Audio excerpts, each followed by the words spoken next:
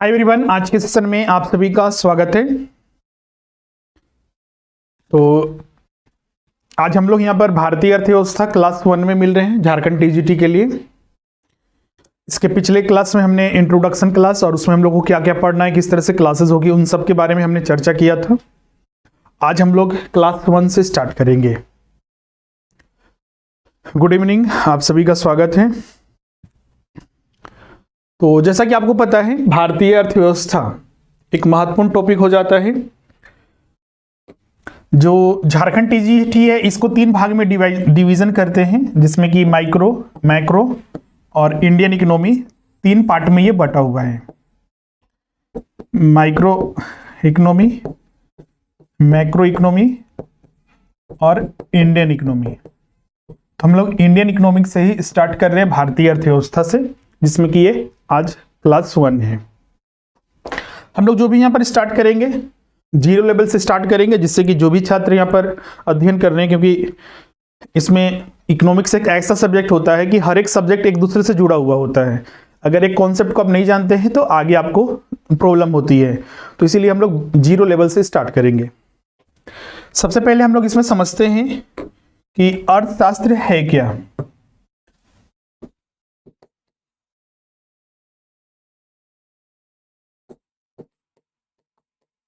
अर्थशास्त्र है क्या, जिसको इंग्लिश में इकोनॉमिक्स के नाम से जानते हैं। अर्थशास्त्र का सीधा अर्थ मतलब क्या होता है? पैसा, अर्थ। तो अर्थशास्त्र का सीधा सा मतलब है कि धन का शास्त्र। इसमें हम लोग धन के बारे में अध्ययन करते हैं।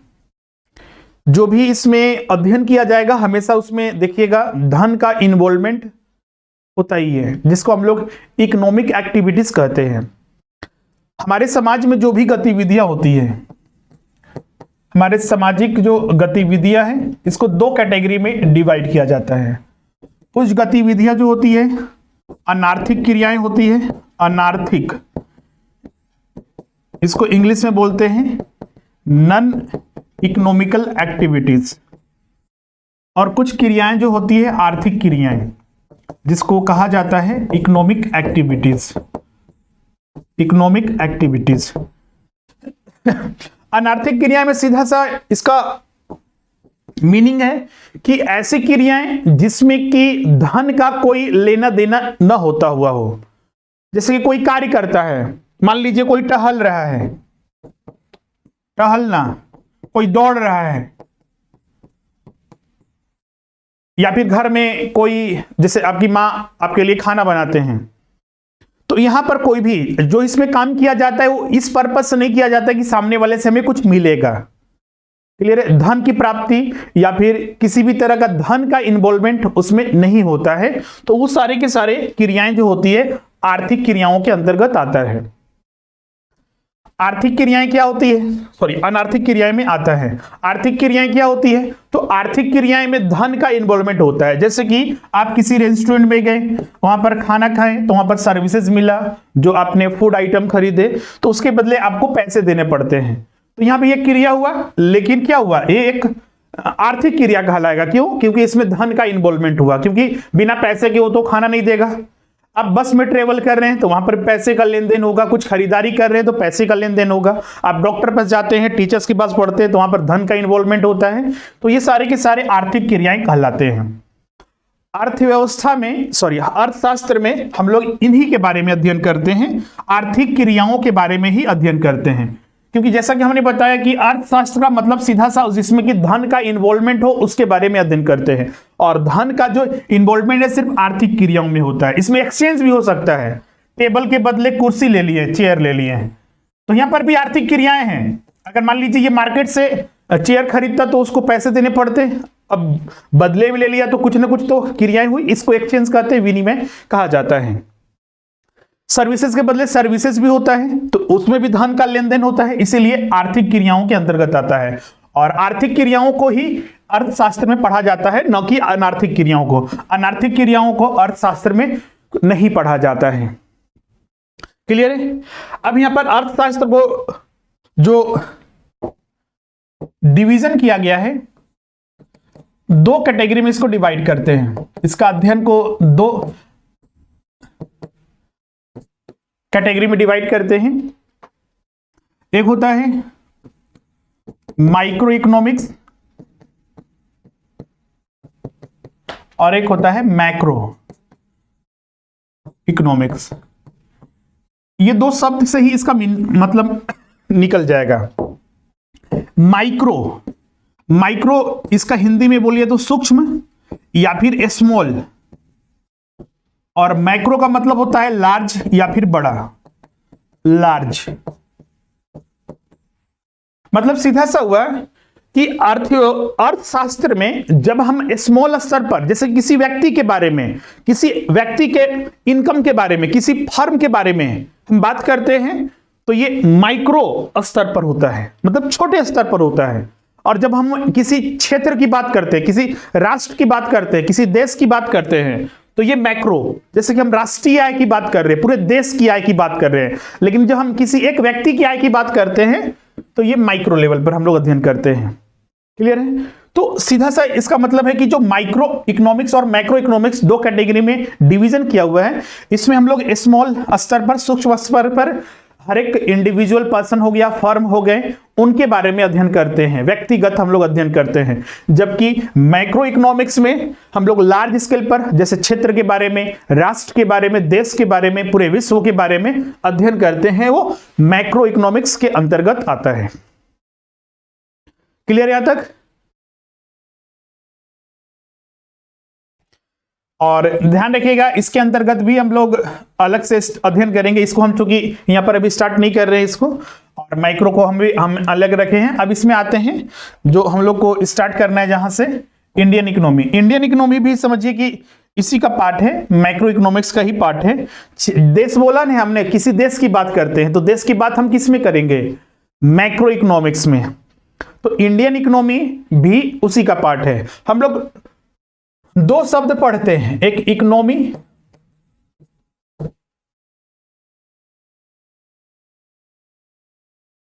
और एक इकोनॉमिक्स।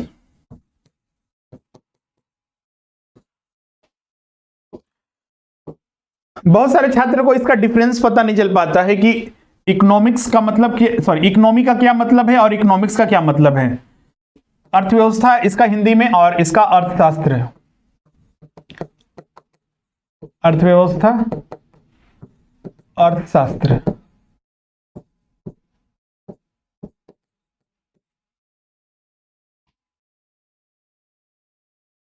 इकोनॉमिक्स तो बचा चुके हैं, जिसमें कि हम लोग धन के बारे में अध्ययन करते हैं, जैसे कि उपभोग हो गया, कंजम्पशन हो गया, या फिर हम वितरण की बात करते हैं, लोक वित्त की बात करते हैं। तो ये सारे अर्थशास्त्र का भाग ही है। इकोनॉमी कोई अलग चीज नहीं है, ये इसी के अंतर्गत आता है। लेकिन इकोनॉमी एक शब्द कहने से मीनिंग नहीं निकलता है, ये मीनिंगलेस है। इकोनॉमी सिर्फ बोले कि अर्थव्यवस्था, इससे कोई मीनिंग नहीं निकल रहा है।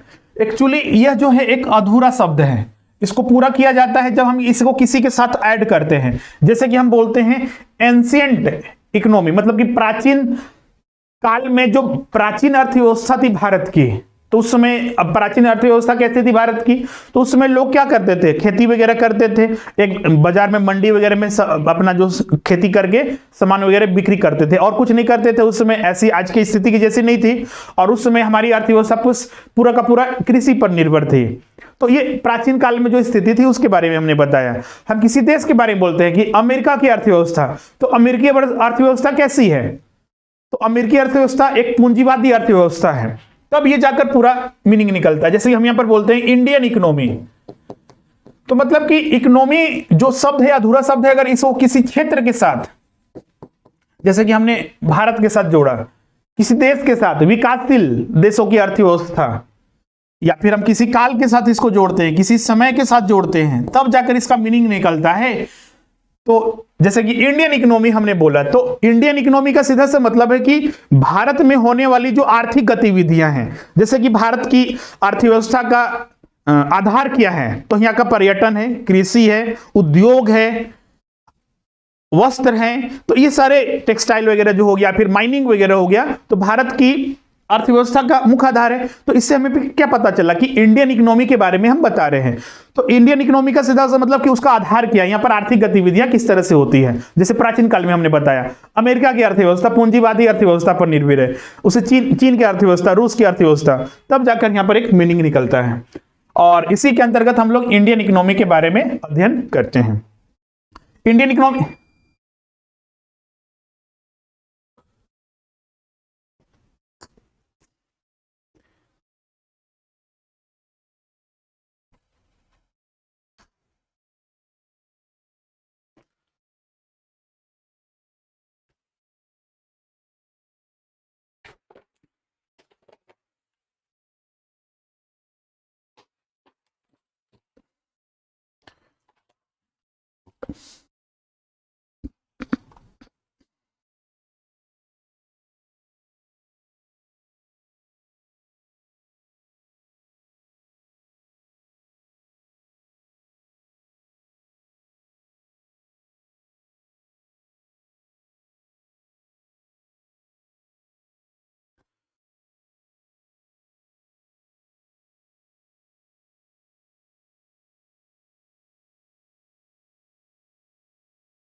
हो गया, अभी डिस्कनेक्ट हो गया था, अभी ऑडियो वीडियो क्लियर है।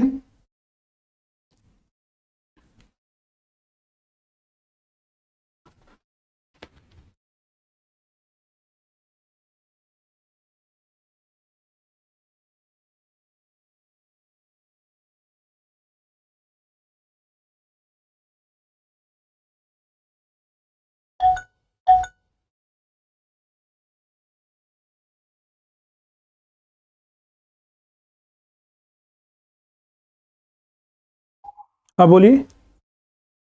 हाँ सर, अब ठीक है ठीक।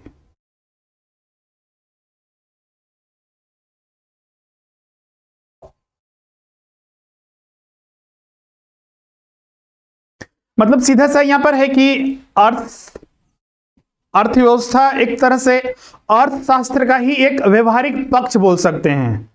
क्यों? क्योंकि देखिए इसमें जो हम लोग अर्थव्यवस्था में अध्ययन करते हैं, जैसे हम भारतीय अर्थव्यवस्था में बात करें पर्यटन की, या फिर हम माइनिंग की बात करते हैं, खनन की, या फिर हम बात करते हैं उपभोग की, तो ये सारे ये अर्थशास्त्र का ही एक अंग बोल सकते हैं, उसी का एक पक्ष है। तो उसी का एक व्यवहारिक पक्ष के रूप में हम लोग अर्थशास्त्र में अध्ययन करते हैं।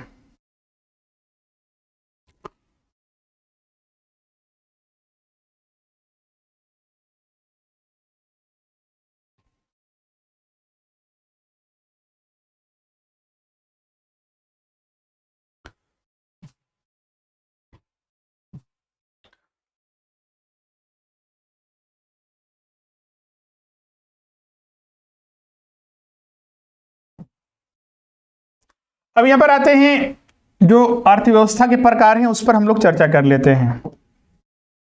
अर्थव्यवस्था समझ चुके हैं, अब अर्थव्यवस्था के प्रकार।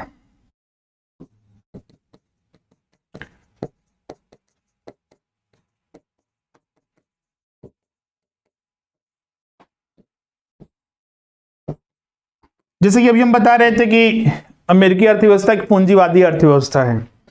तो इस अर्थव्यवस्था जो विश्व की अर्थव्यवस्था, इसको तीन आधार पर बांटा गया है, तीन कैटेगरी में। एक पूंजीवादी अर्थव्यवस्था, पूंजीवादी अर्थव्यवस्था, एक समाजवादी अर्थव्यवस्था, और एक है मिश्रित अर्थव्यवस्था। मिश्रित अर्थव्यवस्था। पूंजीवादी अर्थव्यवस्था, इंग्लिश में इसको कैपिटलिस्ट इकोनॉमी कहते हैं, समाजवादी सोशलिस्ट इकोनॉमी, और मिश्रित अर्थव्यवस्था जो मिक्स्ड इकोनॉमी के नाम से जाना जाता है।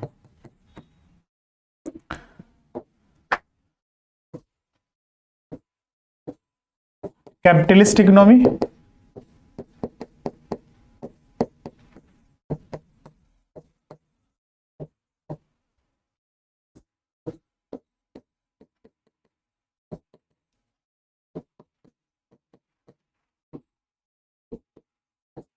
तीनों का मतलब समझते हैं सबसे पहले। और दुनिया के अधिक जो देश हैं इन्हीं अर्थव्यवस्था में अलग अलग बटे हुए हैं। जैसे कि हम कैपिटलिस्ट इकोनॉमी की बात करते हैं, पूंजीवादी अर्थव्यवस्था की, तो पूंजीवादी अर्थव्यवस्था में सीधा सा ध्यान रखिए कि इसमें सरकार की कोई भूमिका नहीं होती है। जैसे कि यहां पर सरकारी कंपनी या फिर सरकार अपने तरफ से कुछ चलाती है, तो ऐसा कुछ यहां पर देखने को नहीं मिलेगा। इसमें जितने भी अर्थव्यवस्था का आधार होता है वो सारे के सारे प्राइवेट होते हैं, निजी होते हैं, निजी हाथों में होता है। सोशलिस्ट इकोनॉमी जो समाजवादी अर्थव्यवस्था है, इसका जस्ट उल्टा होता है। जहां पर आप देख रहे थे कि कैपिटलिस्ट इकोनॉमी में जितने भी अर्थव्यवस्था का आधार है वो सारे के सारे निजी हाथों में होता है, जबकि सोशलिस्ट इकोनॉमी में जो अर्थव्यवस्था का आधार है वो सिर्फ सरकार के हाथों में होता है, मतलब कि सरकारी होता है, पब्लिक, सार्वजनिक होता है। इसमें धन का संग्रह नहीं कर सकते हैं। जैसे कि मान लीजिए आपको धन का संग्रह का सीधा सा मतलब यह है, या फिर कोई वस्तु का संग्रह आप नहीं कर सकते हैं। जैसे कि आपको एक महीने में खपत होता है आपके यहाँ 20 केजी चावल, तो आप इतना का ही उपयोग कर सकते हैं, इससे ज्यादा आप नहीं रख सकते हैं, क्योंकि इसमें रिस्ट्रिक्शन होता है। जबकि ये निजी हाथों में होता है तो इसमें आप धन का संग्रह या फिर वस्तु का संग्रह कर सकते हैं। सोशलिस्ट इकोनॉमी में, जो समाजवादी अर्थव्यवस्था में, ऐसा नहीं कर सकते हैं। और मिक्स्ड इकोनॉमी जो होता है ये दोनों का मिश्रण होता है। मिक्स्ड नाम से ही देख रहे हैं, मिश्रित अर्थव्यवस्था, मतलब कि इसमें प्राइवेट का भी रोल होता है प्लस पब्लिक, मतलब सार्वजनिक, सरकार का भी रोल होता है। जैसे कि भारत क्या है, यहां पर भी देखिए बहुत सारे ऐसे क्षेत्र हैं। जैसे कि हम बात करते हैं एजुकेशन की, तो एजुकेशन में प्राइवेट रोल भी है, निजी संस्थान भी चल रहे हैं, सरकारी संस्थान भी चल रहे हैं। हेल्थ सेक्टर में भी देखिए प्राइवेट और निजी दोनों हैं, मतलब कि यहाँ पर हर क्षेत्र में प्राइवेट भी है और निजी, प्राइवेट भी और पब्लिक भी है, मतलब सरकार भी उसमें इन्वॉल्व है और निजी क्षेत्र भी इन्वॉल्व है। तो वही यहाँ पर मिक्स्ड इकोनॉमी है। और दुनिया के अधिकतर देश मिक्स्ड इकोनॉमी में ही आते हैं, यहाँ पर सरकार का भी रोल देखने को मिलता है और प्राइवेट सेक्टर का, निजी क्षेत्र का भी उसमें रोल देखने को मिलता है। जैसे कि इसमें एग्जाम्पल लिख सकते हैं, यहाँ पर भारत हो गया, पाकिस्तान हो गया, बांग्लादेश हो गया, नेपाल हो गया, तो ये सारे के सारे जितने भी हो मिक्स्ड इकोनॉमी में आते हैं। सोशलिस्ट इकोनॉमी में अभी इसमें एक जो उत्तरी कोरिया है उसको रख सकते हैं, चीन भी अभी बोल सकते हैं कि थोड़ा उसमें बदलाव हो रहा है, लेकिन चीन भी सोशलिस्ट में ही रखा जाता है। इसमें उत्तरी कोरिया और चीन हो गया। और कैपिटलिस्ट में तो दुनिया बहुत सारे जो विकसित देश हैं, विकसित देशों में जैसे कि अमेरिका हो गया, ब्रिटेन हो गया, या फिर हम बात करते हैं फ्रांस की, जर्मनी की, जापान की, तो ये सारे के सारे जो है कैपिटलिस्ट इकोनॉमी के अंतर्गत आते हैं। क्लियर यहां तक सभी को? फिर आगे हम लोग बढ़ते हैं। अर्थव्यवस्था का ऐसे बांटने के तरीके अलग अलग होते हैं। जैसे कि अभी विकसित अर्थव्यवस्था के बारे में हमने बताया है कि अमेरिका एक विकसित अर्थव्यवस्था है। भारत को किस कैटेगरी में रखा जाएगा? तो भारत एक विकासशील अर्थव्यवस्था है, मतलब कि 3 कैटेगरी में फर्दर डिवाइड करते हैं, विकसित अर्थव्यवस्था, विकासशील अर्थव्यवस्था और अल्प विकसित। जैसे कि नेपाल हो गया, बोल सकते हैं बांग्लादेश हो गया, पाकिस्तान हो गया, ये सारे क्या सारे अल्प विकसित में आते हैं। भारत भी अल्प विकसित में आता था, लेकिन पिछले कुछ सालों से ये विकासशील देशों की कैटेगरी में रखा गया है, और विकसित अर्थव्यवस्था वाले उन सारे देशों को कहा जाता है। अर्थव्यवस्था को जो अगला इंपॉर्टेंट हम लोग को जरूरी है, अर्थव्यवस्था के क्षेत्रक, अर्थव्यवस्था के क्षेत्रक। यहां पर सीधा हम लिखिए भारतीय अर्थव्यवस्था के क्षेत्रक। जो इंडियन इकोनॉमिक सेक्टर है उसके बारे में चर्चा करते हैं। तो 3 सेक्टर में डिवाइड किया जाता है। पहला जो सेक्टर होता है प्राथमिक क्षेत्रक, प्राथमिक क्षेत्रक, इंग्लिश में इसको प्राइमरी सेक्टर कहा जाता है। दूसरा जो सेक्टर होता है उसको द्वितीयक क्षेत्रक, द्वितीयक क्षेत्रक, और तीसरा जो होता है तृतीयक क्षेत्रक, टर्शियरी सेक्टर, सेकेंडरी सेक्टर। इसको अन्य नामों से भी जाना जाता है। प्राथमिक क्षेत्र को ही कहा जाता है कृषि एवं संबंधित क्षेत्र।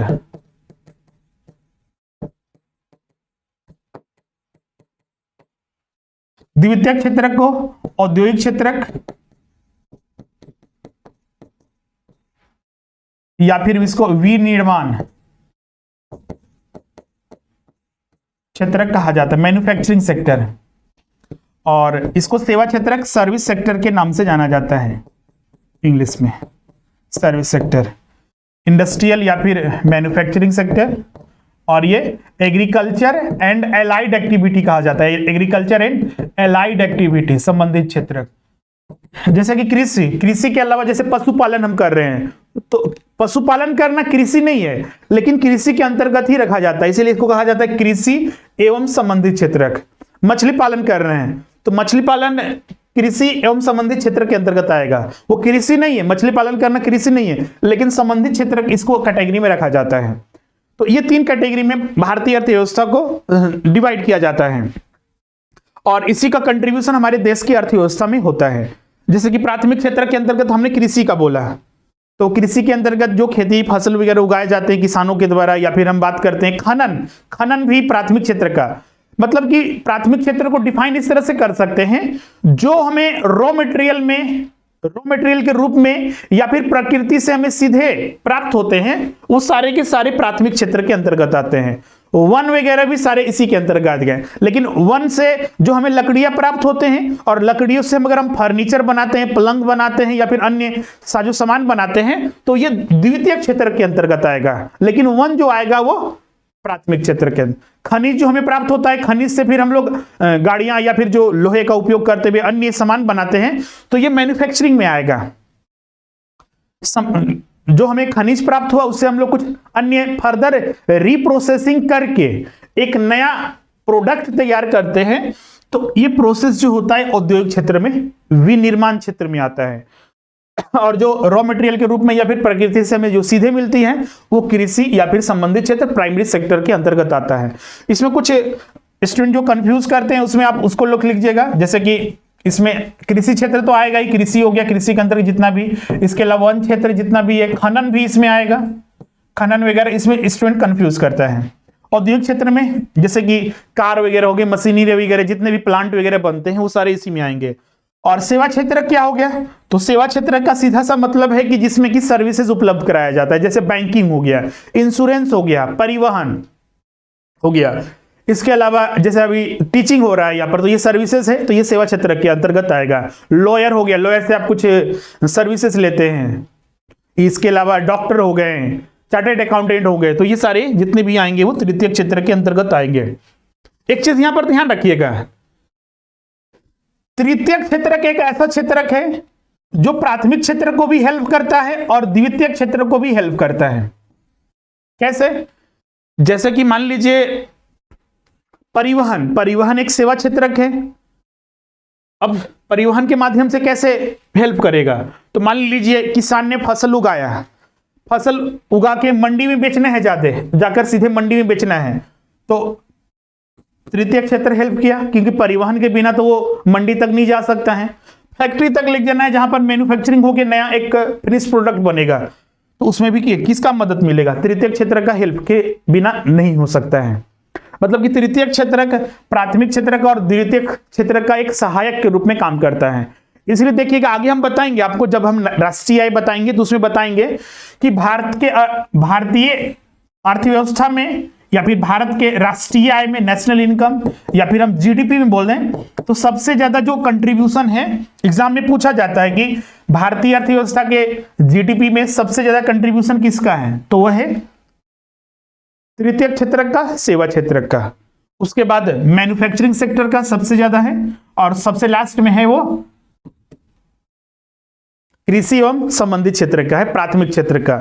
तो एग्जाम में पूछा जाता है कि भारतीय अर्थव्यवस्था या फिर जीडीपी में, ग्रोस डोमेस्टिक प्रोडक्ट, सकल घरेलू उत्पाद में सबसे ज्यादा कंट्रीब्यूशन किसका है, हिस्सेदारी किसका है, तो तृतीय क्षेत्र का सबसे ज्यादा है। उसके बाद मैन्युफैक्चरिंग सेक्टर और उसके बाद कृषि क्षेत्र है। लेकिन आपको जानकर हैरानी होगी, भले ही भारतीय अर्थव्यवस्था में सबसे ज्यादा जो कंट्रीब्यूशन है वो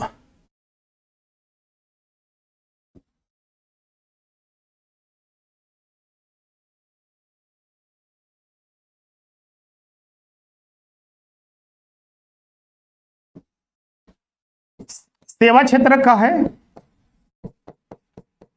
ये सेवा क्षेत्रक हो गया, ये सेकेंडरी सेक्टर मतलब विनिर्माण क्षेत्र,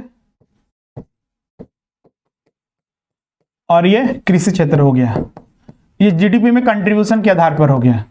अब अगर पूछा जाए कि रोजगार के आधार पर बताइए, रोजगार के आधार पर बताइए कि सबसे ज्यादा रोजगार किस क्षेत्र में लोगों को मिला हुआ है, तो ये जानकर आश्चर्य होगा कि जीडीपी में मतलब कि जहां से सबसे ज्यादा आय प्राप्त हो रहा है वहां पर सबसे कम लोगों को रोजगार मिला हुआ है।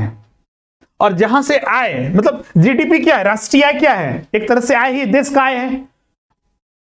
तो देश की आय में सबसे ज्यादा योगदान किसका है, सेवा क्षेत्र का, लेकिन रोजगार जो मिला हुआ है वो सबसे कम मिला हुआ है सेवा क्षेत्र में। उसके बाद मैन्युफैक्चरिंग सेक्टर और कृषि क्षेत्र में सबसे ज्यादा रोजगार मिला हुआ है।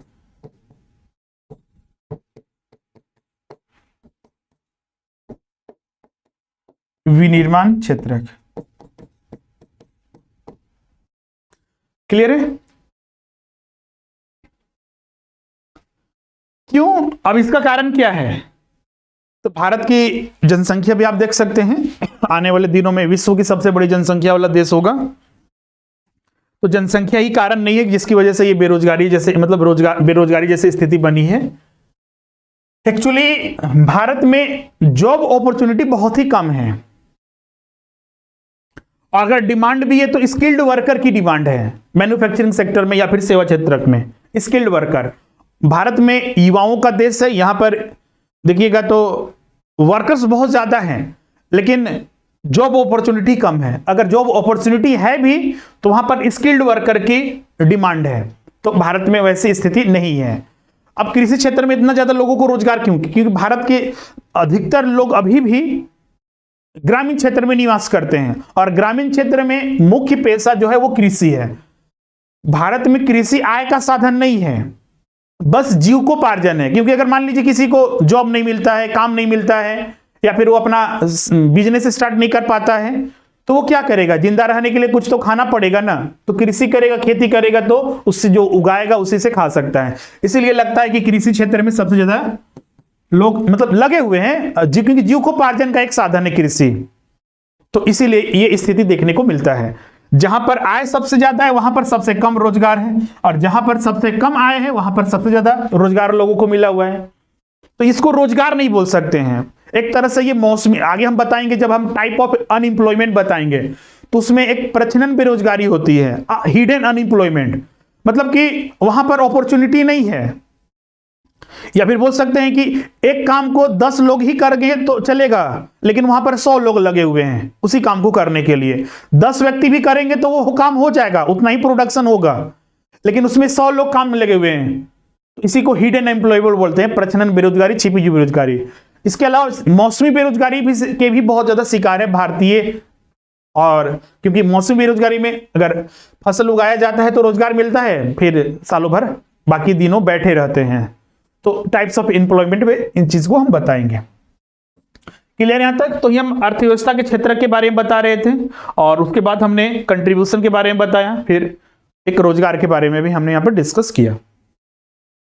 यहां तक क्लियर है सभी को? इसमें से कुछ नोट कीजिएगा तो इसको नोट करते जाइएगा।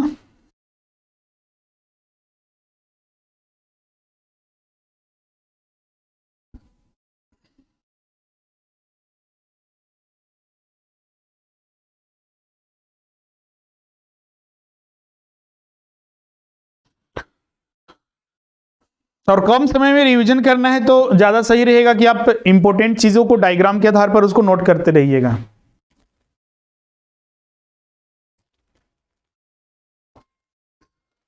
ओके, अब हम लोग आगे बढ़ते हैं। इसके बाद जो हम लोग इसमें डिस्कस करते हैं,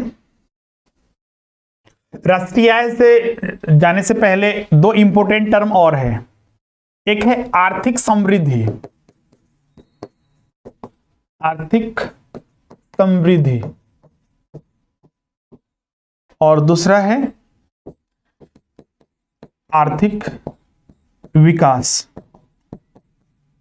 ये एक दूसरे के पैरेलल बोल सकते हैं, लेकिन दोनों का अर्थ अलग अलग है। लेकिन हाँ ध्यान रखिएगा, आर्थिक आर्थिक समृद्धि नहीं होगा तो आर्थिक विकास भी नहीं देखने को मिलेगा। इसको इस आधार पर समझिए कि आर्थिक समृद्धि 2 वर्षों के अंतराल में होने वाले परिवर्तन को कहा जाता है। आय में जो परिवर्तन या फिर जीडीपी में जो होने वाला परिवर्तन है, जैसे कि मान लीजिए 2020-21 में जीडीपी 100 रुपया था, 21-22 में यह 110 रुपया हुआ, तो मतलब कि 10 रुपया का यहां पर ग्रोथ देखा गया 10% का। यही है आर्थिक समृद्धि। अगर ये 10% ग्रोथ हो रहा है तो ये धीरे धीरे ग्रोथ बढ़ते रहेगा, और यही हम लोग को देखने को मिलता है आर्थिक विकास में। अब ये आर्थिक विकास क्या हुआ, जैसे कि आज से 10 साल पहले शिक्षा क्षेत्र या फिर सड़क की जो स्थिति थी भारत में, उस चीज को देखिए। विकास का मतलब डेवलपमेंट क्या हो रहा है। तो आज से 10 साल पहले सड़क की स्थिति देखिए, आज से 10 साल पहले बिजली की स्थिति देखिए। अभी भी स्थिति खराब है लेकिन पहले तो बेहतर है, तो इसी को तो विकास कहते हैं। सड़क बन रहे हैं, पहले बिजली गांवों तक उपलब्ध नहीं होती, अभी भी बिजली गांवों तक उपलब्ध नहीं, लेकिन कम से कम पोल तो पहुंच गए, तार तो पहुंच गए कि बिजली कम से कम 2-4 घंटे तो रहते हैं ना। तो यही एक विकास है। हाँ, आने वाले दिनों में हो सकता है कि 24 आवर, 18 आवर, 22 आवर्स बिजली प्राप्त हो सके, यही विकास कहा जाता है। और विकास किस पर निर्भर करेगा, समृद्धि पर, क्योंकि ग्रोथ होगा ही नहीं तो हम कैसे बात कर सकते हैं विकास की। जैसे कि मान लीजिए एक घर है, अब इनका आय एक सीमित है, 1000 रुपया इनका हर महीने आय प्राप्त हो रहा है, और इनमें जो राशन वगैरह लिया जाता है 1000 रुपया में, और जितने भी काम वगैरह चलाए जाते हैं 1000 रुपये में किया जाता है। अगर इनको फर्दर कुछ करना है, कुछ नई चीजें लेने ही, तो इस आय के अलावा भी और कुछ सोचना पड़ेगा, क्योंकि ये आय तो इसी में खर्च हो जाता है।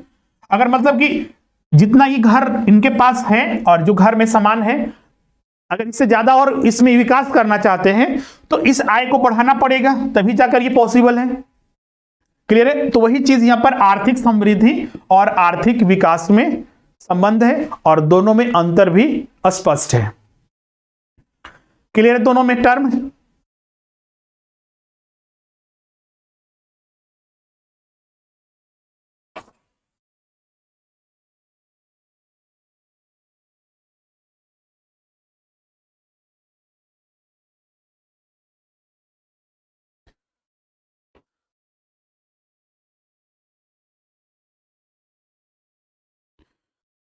इसमें कुछ अगर ऐसे तो नोट्स वगैरह में यहां पर लिखा हुआ होगा, लेकिन कुछ पॉइंट को आप लिख लीजिएगा। इसमें लिखा हुआ नहीं है, आर्थिक विकास को डिफिनेशन को लिख लीजिए और आर्थिक समृद्धि को एक एक लाइन में लिख लेना है बस, कि बाद में रिवीजन करते वक्त ध्यान रहे। तो आर्थिक विकास में लिख लीजिए, किसी अर्थव्यवस्था में होने वाले गुणात्मक परिवर्तन को, गुणात्मक मतलब क्वालिटी चेंज हो रहा है इसमें। पहले जैसे कि अभी बताया ना, शिक्षा को देखिए, हेल्थ सेक्टर को देखिए, सड़क निर्माण को देखिए, तो होने वाला गुणात्मक परिवर्तन, किसी अर्थव्यवस्था में होने वाला गुणात्मक परिवर्तन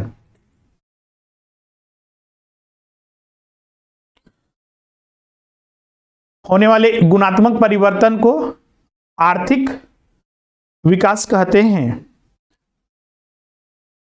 आर्थिक विकास कहते हैं, कॉमा, जिसमें कि सामाजिक मूल्य निहित होता है, सामाजिक मूल्य निहित होता है, शामिल होता है। अब दूसरा लिख लीजिए, आर्थिक समृद्धि।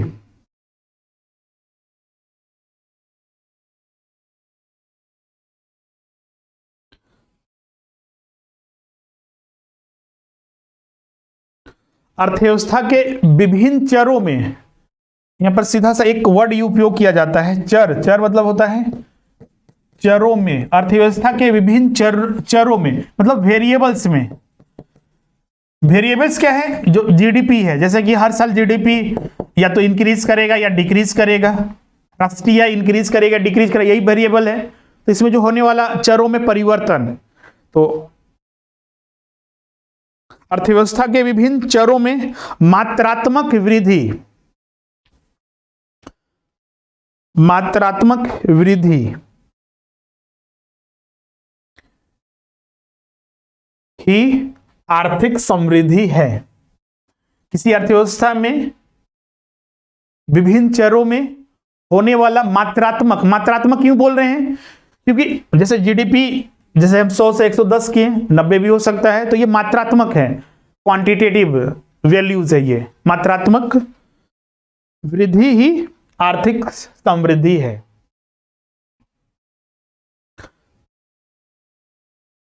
राष्ट्रीय में आय में जाने से पहले एक और टॉपिक यहां पर हम लोग डिस्कस कर लेंगे।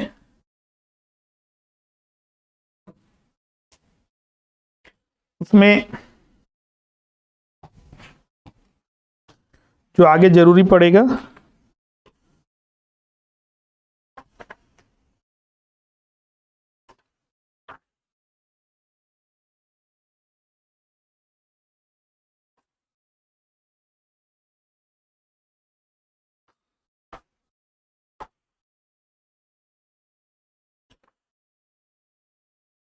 ओके, उसमें तो इंपॉर्टेंट नहीं है, लेकिन एक चीज बस इसका जान लेते हैं, मीनिंग से तो पता ही चल जाता है। अर्थव्यवस्था के प्रकार दो कैटेगरी में और इसको हम लोग डिवाइड करते हैं।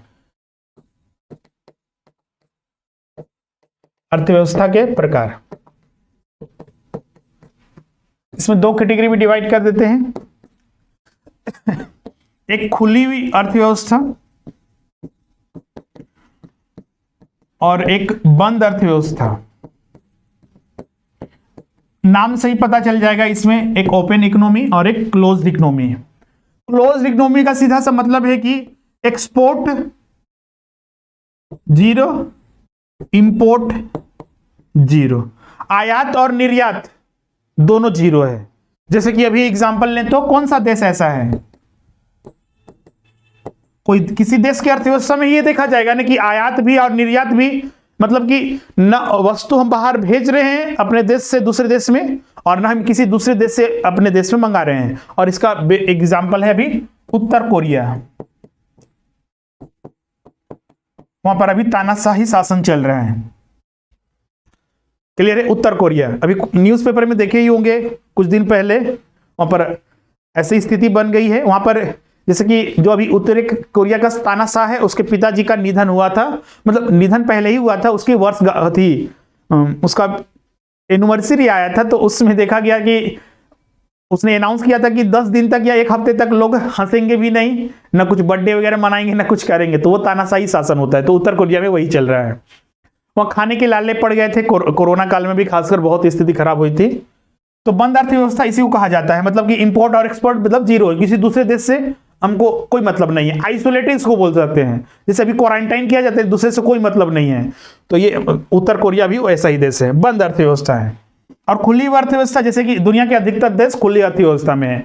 अब आज के डेट में तो ग्लोबलाइजेशन आ चुका है, जिसमें कि भारत में भी इसको अपनाया गया था 90s के दशक में। तो इसका एग्जाम्पल सीधा सा मतलब है कि एक्सपोर्ट भी हो रहा है, इंपोर्ट भी हो रहा है, आयात और निर्यात दो देशों में हो रहा है। हो सकता है कि आयात और निर्यात आयात ज्यादा हो या फिर निर्यात ज्यादा हो, वो स्थिति जितना व्यापार होता है दूसरे देशों के साथ, उसके आधार पर हम लोग देखते हैं।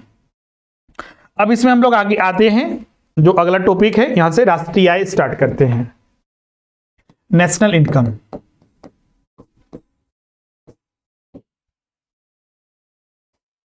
इसके बाद ही हम लोग चलेंगे कि नेशनल इनकम जान देने के बाद ही आगे जो हम लोग पढ़ाएंगे ना, जैसे कि एक टॉपिक है जो कि महत्वपूर्ण है आपके लिए कि अर्थव्यवस्था की विशेषताएं क्या है, भारतीय अर्थव्यवस्था की विशेषताएं क्या है, वो हम लोग यहाँ पर भी डिस्कस करते हैं उसके बाद भी। लेकिन बहुत सारे उसमें टर्म आते हैं, और भारतीय अर्थव्यवस्था के पिछड़ेपन के क्या कारण है, आखिर बैकवर्ड क्यों है भारतीय अर्थव्यवस्था, उसको भी हम लोग डिस्कस करेंगे। लेकिन इसको जानने के बाद, क्योंकि इसमें बहुत सारे टर्म आते हैं।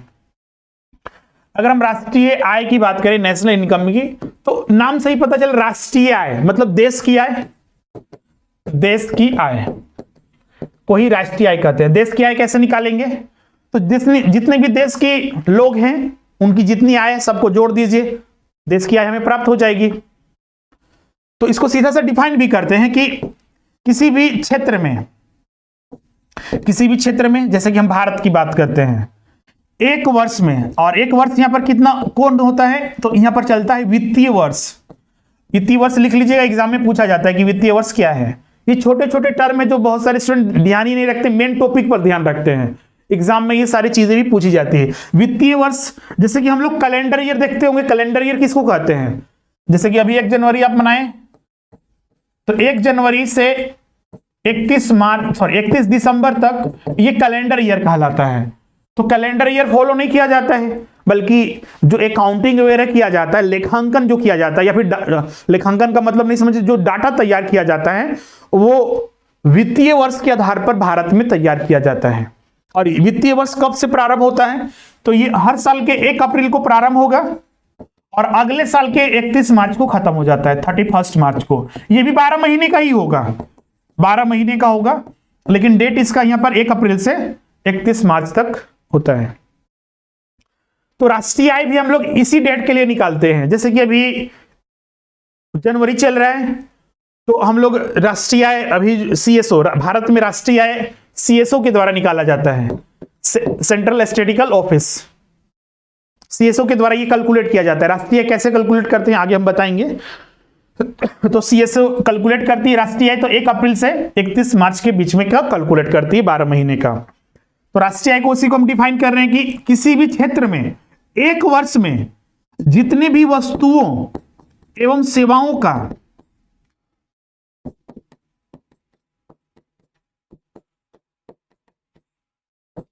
उत्पादन होता है। कोई भी ऐसा तो देश नहीं होगा जहां पर वस्तु एवं सेवाओं का उत्पादन नहीं होता होगा, हर एक देश में होता है। इसको फिर जो भी वस्तु और सेवाएं बनाई जाएगी बाजार में बेची जाएगी। तो वस्तु एवं सेवाओं को जो बाजार मूल्य पर, या फिर इसको बोलते हैं मार्केट प्राइस, अंतिम बाजार मूल्य, फाइनल मार्केट प्राइस। जैसे कि एक वस्तु का देखिएगा एमआरपी अलग होता है। मान लीजिए किसी वस्तु का एमआरपी 80 रुपया है, तो मार्केट में हो सकता है डीलिंग करने के बाद उसे 70 रुपया में बेचा गया, तो नेशनल बैंक में 70 रुपया ही शामिल करेंगे, 80 रुपया शामिल नहीं करेंगे। इसलिए यहां पर अंतिम बाजार मूल्य लिखा हुआ है, मतलब कि जितने में मार्केट में बिका गया वो बिक गया। किसी क्षेत्र में एक वर्ष में वस्तु एवं सेवाओं का जो उत्पादन होता है उसी का बाजार मूल्य, नेशनल इनकम, जिसमें कि विदेशों से प्राप्त शुद्ध आय को भी जोड़ा जाता है, NFIA, विदेशों से प्राप्त शुद्ध आय, यही राष्ट्रीय आय कहलाता है। इंग्लिश में इसको बोलते हैं net factor income from abroad, विदेशों से प्राप्त शुद्ध आय। तो राष्ट्रीय आय का मतलब समझ गए सीधा सा, कि किसी देश में एक साल में जो भी वस्तु एवं सेवाओं का उत्पादन होता है उसी का अंतिम बाजार मूल्य, जिसमें कि हम लोग विदेशों से प्राप्त शुद्ध आय को भी जोड़ते हैं। शुद्ध आय मतलब आगे हम बताएंगे इसका क्या मतलब होता है, जब जीडीपी और जीएनपी वगैरह डिस्कस करेंगे वहां पर, तो उसको यहां पर जोड़ा जाता है, उसी से हमें प्राप्त होता है राष्ट्रीय आय। तो राष्ट्रीय आय में इन सारी चीजों को शामिल किया जाता है। और राष्ट्रीय आय का सीधा सा अर्थ है यहां पर देश की आय, और देश की आय पूरे देश की जनसंख्या का जो आय है, मतलब देश की जो लोग हैं उनका जो आय है, और उनके द्वारा जो वस्तु एवं सेवाओं का उत्पादन किया जाता है उन्हीं को जोड़कर ये निकाला जाता है। और राष्ट्रीय आय जो कैलकुलेट किया जाता है सीएसओ के द्वारा। क्लियर यहां तक? एक इसमें टर्म आता है प्रति व्यक्ति आय, उसको हम लोग बाद में डिस्कस करेंगे। उससे पहले राष्ट्रीय आय के जो फैक्टर्स हैं, नेशनल इनकम के, राष्ट्रीय आय के फैक्टर्स, सबसे पहले जीडीपी,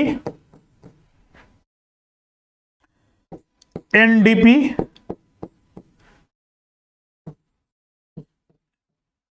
जीएनपी और एक होता है एनएनपी। ये 4 फैक्टर इंपॉर्टेंट फैक्टर हैं।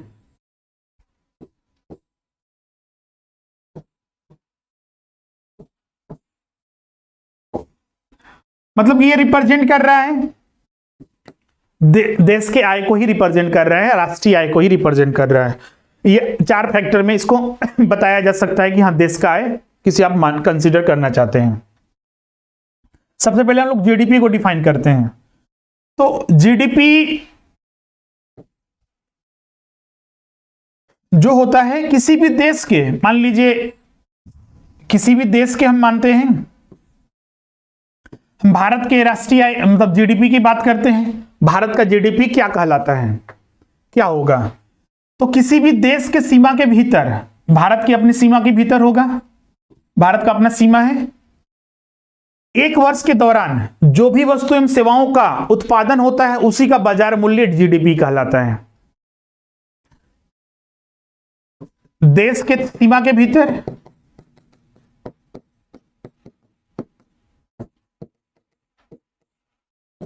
एक वर्ष में, एक वित्तीय वर्ष में, यहां पर वित्तीय वर्ष हम लिख दे रहे हैं, जो भी वस्तुएं गुड्स एंड सर्विसेज का जो अंतिम बाजार मूल्य होगा, अंतिम बाजार मूल्य, यही जीडीपी है।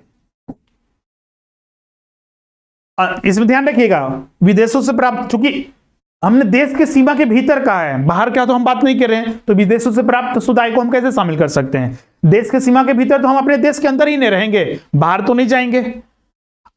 जो भारत का जो लैंड एरिया है, टेरिटोरियल एरिया या फिर वाटर एरिया या फिर एयर में, मतलब भारत के सीमा के भीतर होना चाहिए, तो ये जीडीपी कहलाता है। जितने भी वस्तु एवं सेवाओं का उत्पादन होगा एक साल के अंदर, एक वित्तीय वर्ष के अंदर, ये सारे के सारे जीडीपी कहलाता है। अब इसमें जीएनपी क्या होता है? तो जीएनपी में हम लोग एक चीज को कंसीडर करते हैं, वो है नागरिकता की। इसमें नागरिकता कहां से आ गया? जैसे कि इसमें सिर्फ हम लोग कंसीडर कर रहे थे देश के सीमा के भीतर, मतलब टेरिटोरियल लैंड एरिया, इसमें हम लोग सॉरी लैंड एरिया बोल सकते हैं या फिर टेरिटोरियल एरिया या फिर जो देश के सीमा के भीतर है, उसमें हम लोग बात कर रहे थे, अपने ही देश के अंदर की बात कर रहे थे।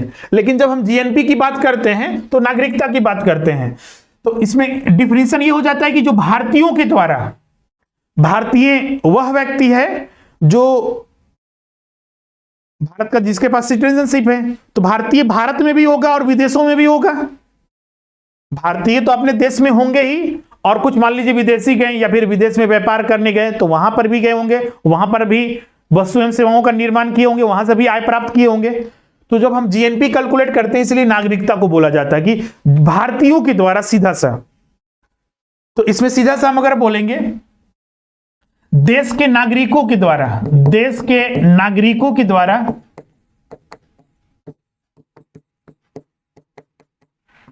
एक वित्तीय वर्ष में, एक वित्तीय वर्ष में गुड्स, जो भी वस्तु एवं सेवाओं का उत्पादन जो किया जाता है उसी का जो अंतिम बाजार मूल्य, अंतिम जरूर ध्यान रखिएगा, बाजार मूल्य, जिसमें कि विदेशों से प्राप्त शुद्ध आय भी शामिल करते हैं, विदेशों से प्राप्त शुद्ध आय भी शामिल करते हैं, शुद्ध आय, यही जीएनपी होता है। इसको दूसरे टर्म में इस तरह से लिख सकते हैं कि जीएनपी, अगर मैथमेटिकल अगर लिखें तो जीएनपी इज इक्वल टू, इसमें यहां पर देखिएगा तो ये सारे मैच कर रहा है, यहां पर भी सिर्फ यहां पर एक ये ऐड हो जा रहा है, तो इसलिए हम लोग यहां पर ये लिख सकते हैं GDP plus NFIA, net factor income from abroad. मतलब अगर जीएनपी कैलकुलेट करना है तो जीडीपी में अगर हम विदेशों से प्राप्त शुद्ध आय को कैलकुलेट मतलब ऐड कर देंगे तो हमें प्राप्त हो जाएगा जीएनपी। हिंदी में इसको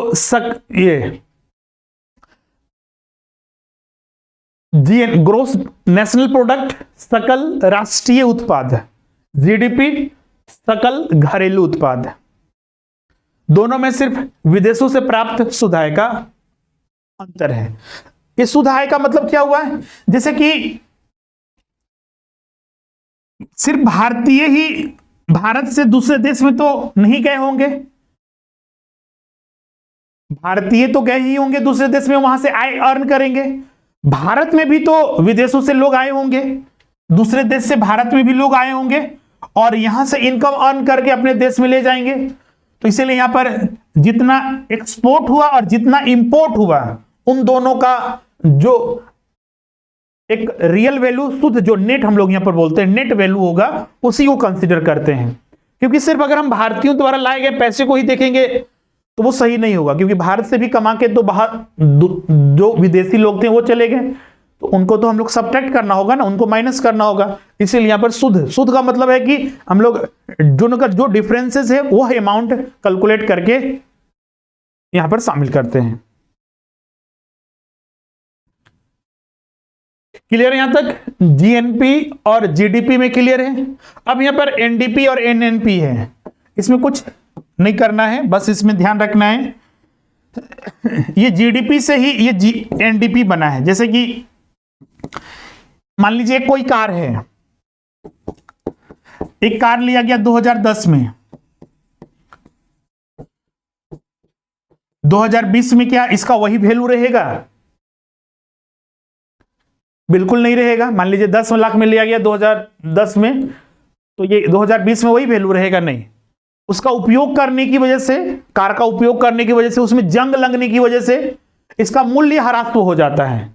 मूल्य ह्रास, तो इसके मूल्य में कमी हो जाती है, मूल्य ह्रास, उसको डिप्रिसिएशन इसको इंग्लिश में बोलते हैं। तो जब हम लोग जीडीपी में से मूल्य ह्रासों को माइनस कर देते हैं तो ही हमें शुद्ध मिलता है। ये शुद्ध हमको चाहिए। यहां पर जो ये वर्ड है ना, ये सकल से, ये ग्रोस, मतलब हिंदी ग्रोस से हमको नेट चाहिए। तो अगर ग्रोस से अगर नेट चाहिए तो डेप्रिसिएशन माइनस कर दीजिए, तो हमें एनडीपी चाहिए, नेट डोमेस्टिक प्रोडक्ट, शुद्ध घरेलू उत्पाद।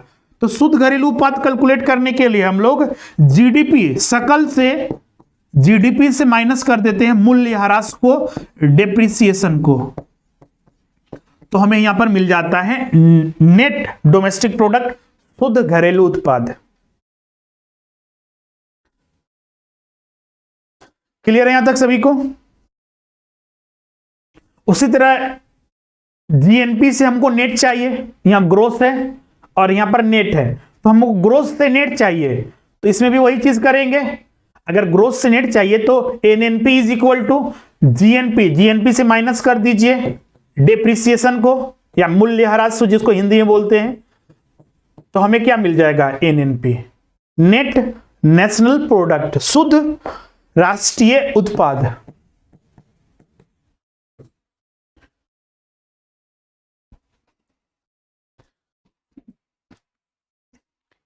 तो ये चारों फैक्टर के बारे में यहां पर पूरा जानकारी हो गया।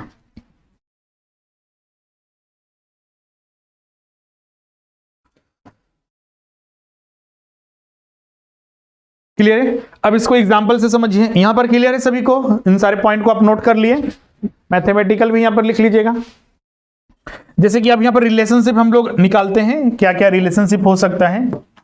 ये मैक्रो इकोनॉमिक्स का ही पार्ट है, सीधा सा बोलिए तो यहां पर आपने देखा कि जीएनपी इज इक्वल टू हो सकता है जीडीपी प्लस एनएफआईए। एग्जाम में कभी कभी पूछा जाता है कि जीएनपी, एक प्रश्न आया हुआ है, ये एग्जाम में ये आया हुआ है, GNP is equal to GDP when, ये कब होगा?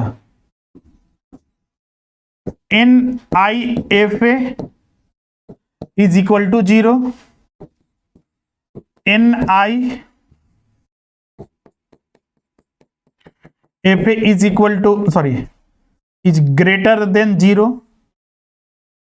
C होगा NIFA is less than 0, या फिर D all of the above, मतलब उपयुक्त सभी।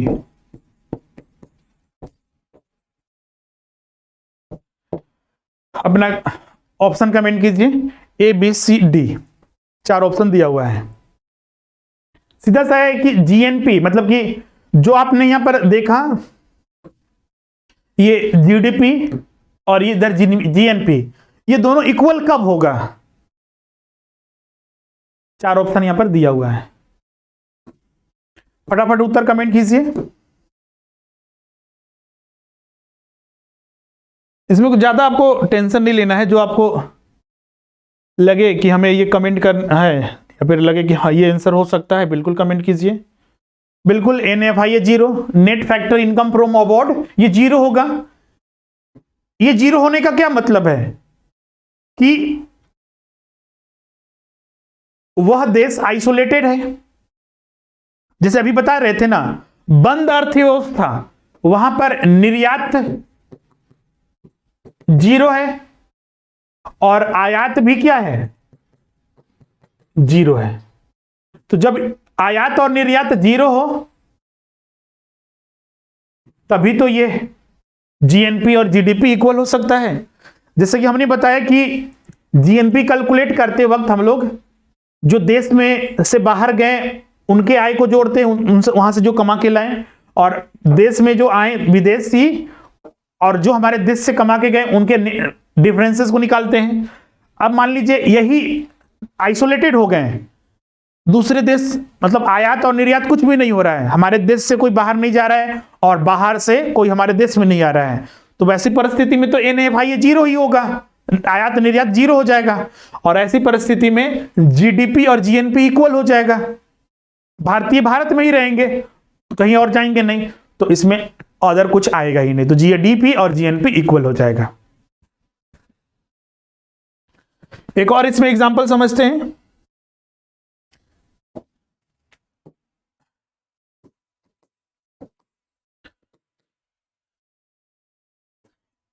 टाटा कंपनी है, इसका एक जो ब्रांच है वो पेरिस में है और 1,00,000 रुपए यहां से अर्न किया गया, 1,00,000 रुपए यहां से अर्न किया गया। तो टाटा कंपनी आपको पता है कि एक इंडियन कंपनी है, इंडियन भारतीय कंपनी है।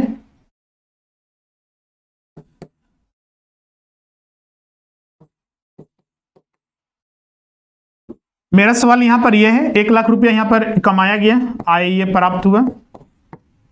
मेरा प्रश्न यह है कि यह भारत के जीडीपी में शामिल होगा या जीएनपी में?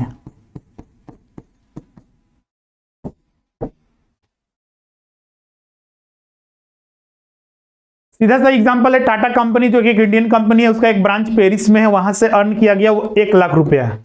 तो 1,00,000 रुपया भारत के जीडीपी में शामिल होगा या जीएनपी में शामिल होगा?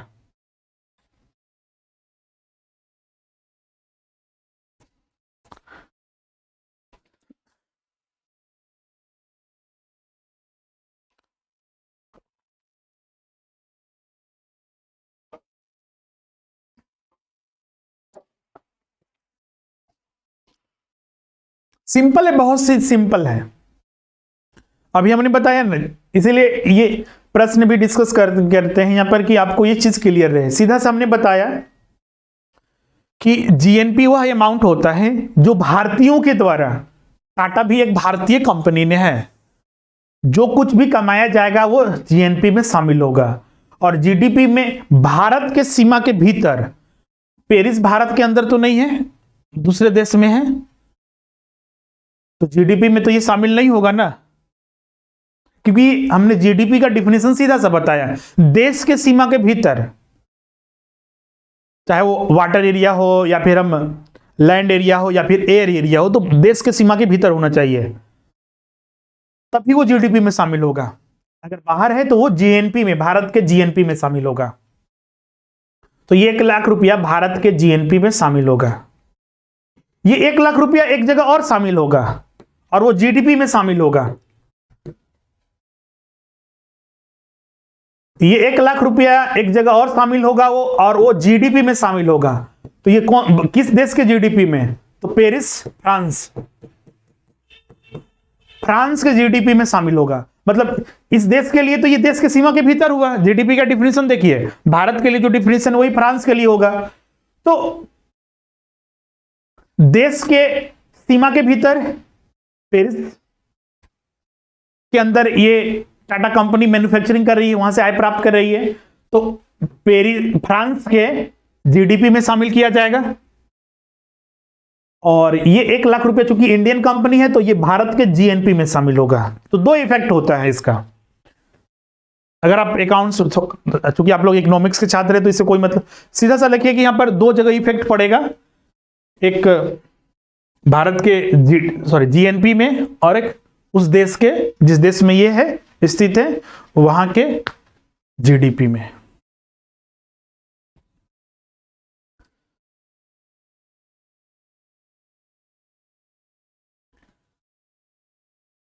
क्लियर है यहां तक सभी को? अब इसमें कुछ और भी टर्म है।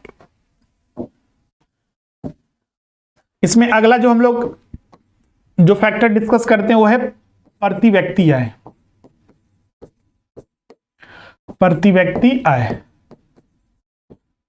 पर कैपिटल इनकम। एक है निजी आय, निजी आय, और एक है व्यय योग्य आय, व्यय योग्य आय। प्रति व्यक्ति आय सीधा सा निकाला जाता है। प्रति व्यक्ति आय मतलब एक व्यक्ति का आय हमें चाहिए। तो अगर हमें देश का आय पता है, देश का आय पता है क्या है, हमारे देश का आय क्या हो, नेशनल इनकम है, तो उसको अगर हम डिवाइड कर देंगे देश की कुल जनसंख्या से तो हमें प्रति व्यक्ति आय मिल जाएगा। कुछ नहीं करना है, देश का कुल आय को डिवाइड कर दीजिए देश की कुल जनसंख्या से, तो हमें प्रति व्यक्ति आय प्राप्त हो जाएगा, पर कैपिटल इनकम। और अभी वर्तमान में गोवा राज्य का प्रति व्यक्ति आय सबसे ज्यादा है वर्तमान रिपोर्ट के आधार पर, इकोनॉमिक सर्वे के आधार पर। निजी आय क्या होती है? निजी आय बोला जाता है एक व्यक्ति का जितने भी सोर्सेज से जो आय प्राप्त होता है, जैसे कि एक व्यक्ति अपना बिजनेस भी चला रहा है, एक व्यक्ति अपना सैलरी पर्सन भी है, जॉब कर रहा है प्राइवेट या गवर्नमेंट जॉब वगैरह, अपने घर में मकान है तो वो रेंट पर लगा दिया है, उसके पास कुछ जमीन जायदाद वगैरह है या फिर कहीं पर गोल्ड वगैरह तो उसको बेच दिया तो वहां से प्राप्त हो सकता है। मतलब कि निजी आय का सीधा सा मतलब कि जो व्यक्तिगत आय है, विभिन्न स्रोतों से होने वाला व्यक्तिगत आय, व्यक्तिगत आय, पर्सनल इनकम, उसी को निजी आय, पर्सनल इनकम उसी को कहते हैं।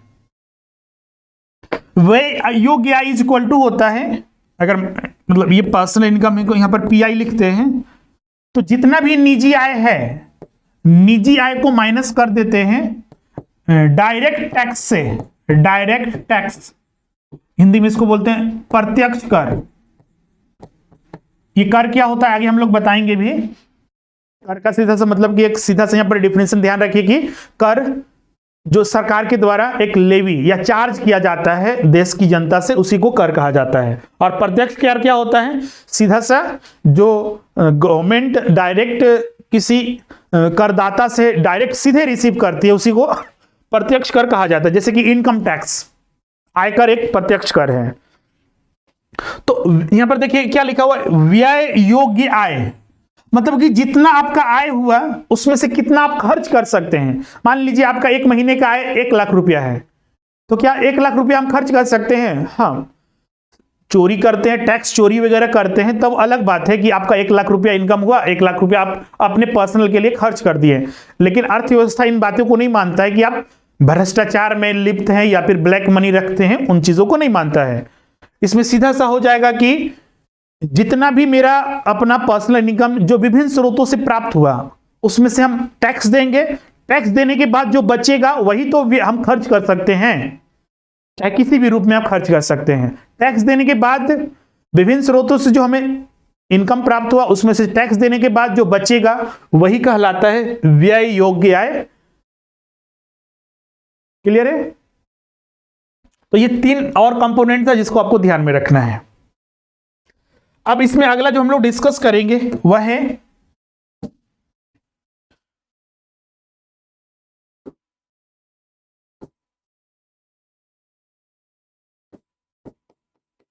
राष्ट्रीय आय कैलकुलेट करने के मेथड। विभिन्न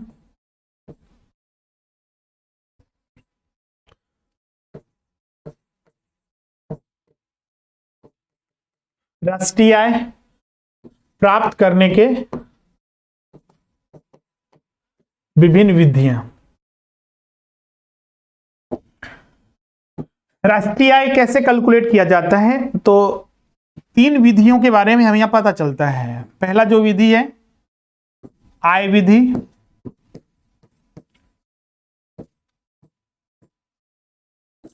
इनकम मेथड,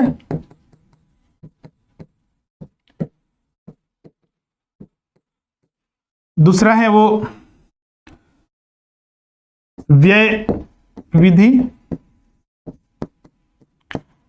एक्सपेंडिचर मेथड, और तीसरा होता है उत्पादन विधि, प्रोडक्शन मेथड।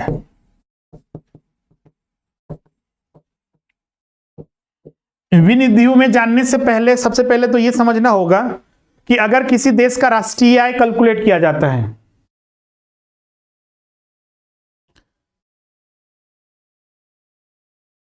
अगर किसी देश का राष्ट्रीय आय कैलकुलेट किया जाता है तो क्या ये अलग अलग मेथड से अगर कैलकुलेट करेंगे, जैसे भारत का राष्ट्रीय आय कैलकुलेट करते हैं आय विधि से, फिर व्यय विधि से कैलकुलेट करते हैं, और फिर उत्पादन विधि से, तो जो वैल्यू आएगा क्या अलग अलग आएगा या फिर सेम आएगा? तो इसका उत्तर होगा सेम आएगा। अगर अलग अलग आ रहा है तो आपके कैलकुलेशन में गलती है। अब ये सेम क्यों आएगा? सेम इसलिए आएगा कि यहां पर देख रहे हैं आय है, व्यय है और उत्पादन है। इसको इस तरह से समझिए कि अगर आप एक टेबल खरीदते हैं, एक व्यक्ति मान लीजिए यहां पर ए है, ए ने एक टेबल खरीदा ₹500 में बी से, तो ₹500 ए के लिए खर्चा है और बी के लिए क्या है? आय है। तो मतलब कि आय और व्यय दोनों हमेशा इक्वल होगा। एक व्यक्ति के लिए अगर कोई गतिविधियां आय दिख रहा है तो सामने वाले के लिए वही खर्च होगा, तो ये दोनों इक्वल होगा। तो इसीलिए राष्ट्रीय आय में तो ये तो क्लियर हो गया कि राष्ट्रीय आय मेथड से अगर हम आय और व्यय विधि से कैलकुलेट करेंगे तो वो दोनों इक्वल ही होगा, क्योंकि अगर हमारे लिए वो इनकम है तो सामने वाले के लिए खर्च ही होगा, हमारे लिए खर्चा है तो सामने वाले के लिए क्या होगा? वो आय होगा। अब आते हैं उत्पादन मेथड में। जैसे कि एक किसान है, किसान ने मान लीजिए 5 किलो गेहूं उगाया, मार्केट में जाकर बेचा, उगाया और उसके लिए ₹500 में वो जाकर मार्केट में बेचता है। क्लियर है? किसान ने उगाया 500 में। इसको विस्तार से और इसको क्लियर करें तो जैसे कि मोहन है, मोहन ने 5 केजी गेहूं उगाया और जाकर इसको मार्केट में बेचा ₹500 में। तो ये जीडीपी में कितना काउंट होगा? 500। इसको मान लीजिए सोहन ने खरीदा था, सोहन ने खरीदा था तो सोहन के लिए कितना खर्च के रूप में दिख रहा है यहां पर? 500। क्लियर है? तो यहां पर सीधा सा देखिए कि प्रोडक्शन, मोहन ने, चूंकि गेहूं ये खुद इसने इसे उगाया था और एक किसान था वो, और फिर उसने उसे मार्केट में बेचा, तो 500 यहां पर उसको क्या हुआ? प्राप्त हुआ। तो ये प्रोडक्शन मेथड में भी कितना हुआ? हाँ, इसके लिए आय का भी एक दिख रहा है, आय भी इसके लिए दिख रहा है क्योंकि वो मार्केट में बेचा है, तो वो यहां पर क्या दिख रहा है? 500। तो तीनों प्रोडक्शन मेथड से, इनकम मेथड से और एक्सपेंडिचर मेथड से, तीनों जगह क्या हुआ? इक्वल। तो हमेशा देखिएगा कि जो हम लोग राष्ट्रीय आय तीनों मेथड से कैलकुलेट करेंगे ये हमेशा सेम होगा, ये डिफरेंट नहीं होगा। क्लियर है? अब यहां पर जो राष्ट्रीय आय में किस तरह से क्या क्या हम लोग, जैसे आय विधि, सबसे अगर एग्जाम में पूछता है कभी कभी कि राष्ट्रीय आय कैलकुलेट करने का सबसे बेहतर मेथड क्या है, तो वह होता है उत्पादन विधि, क्योंकि इसमें हर एक स्टेज के बारे में पता चलता है। जैसे कि यहां पर एक ये इसी एग्जांपल को हम कंटिन्यू करते हैं, तो मोहन ने इसको, सोहन को 500 में ये बेचा, इस गेहूं को एक मिल वाला ने खरीदा, मिल वाला इसका आटा बनाकर मार्केट में 700 में बेचा, और आप बताते जाइएगा कि यहां पर जीडीपी में कितना काउंट होगा। मिल वाला ने इसको मार्केट में 700 रुपया में बेचा, इसको खरीदा बेकरी वाला,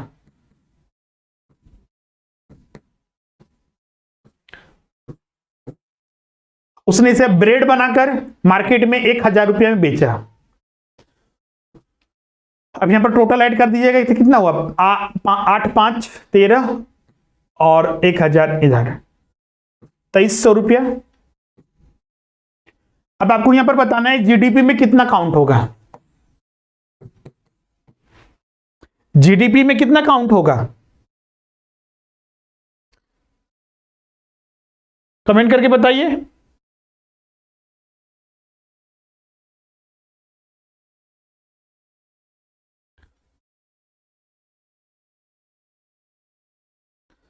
जीडीपी में कितना काउंट होगा वो पूछ रहे हैं हम, किसी का कोई जवाब नहीं आ रहा है।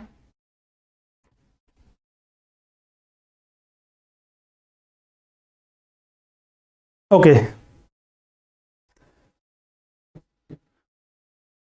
जीडीपी में जो यहां पर काउंट होगा,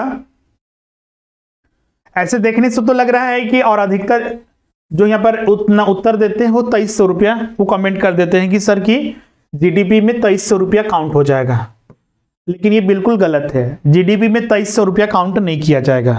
अगर ऐसा होता है तो ये डबल काउंटिंग, क्योंकि इसमें सबसे बड़ी समस्या होती है ना राष्ट्रीय आय कैलकुलेट करते वक्त, एक सबसे बड़ी समस्या होती है कि डुअल काउंटिंग का, डबल काउंटिंग का।